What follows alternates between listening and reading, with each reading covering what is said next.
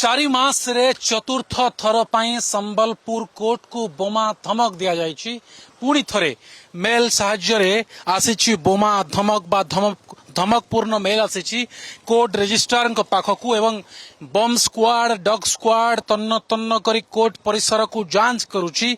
अन्यपटे जदि देखिबे fire team मध्य आसिछंती eighty मुतयन अछंती काले कौनसी अघटन घटिले तुरंत किमती पदक्षेप निया जाई पारिबो बा सुरक्षित लोकन को उद्धार हेउ बा तमाम दिग को चिंता करी एठी फायर टीम मध्य उपस्थित अछंती प्रतिक्रिया नेबा।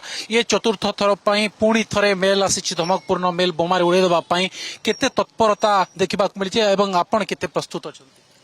फायर टीम आमर पूरा प्रस्तुत अछि, सब इक्विपमेंट सहित आमे सब प्रस्तुत होई के रहछु। जो बारंबार मेल आसुची चतुर्थ थर पई बोमा धमक आसी आपण को केते बेले खबर दिया गला एवं के खबर देथिले कोन मेल रे थिला कि जानि छन?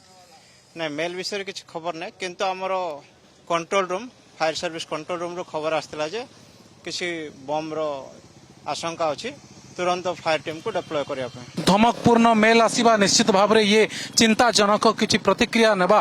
आज्ञा बारंबार मेल आसुछि, बारंबार धमक दिया जाउछि बोमारे उड़ेई देबा पई, ये केते चिंताजनक एवं गोटे भयर वातावरण सृष्टि होछि? भय किछि नहीं, ये उद्वेगजनक।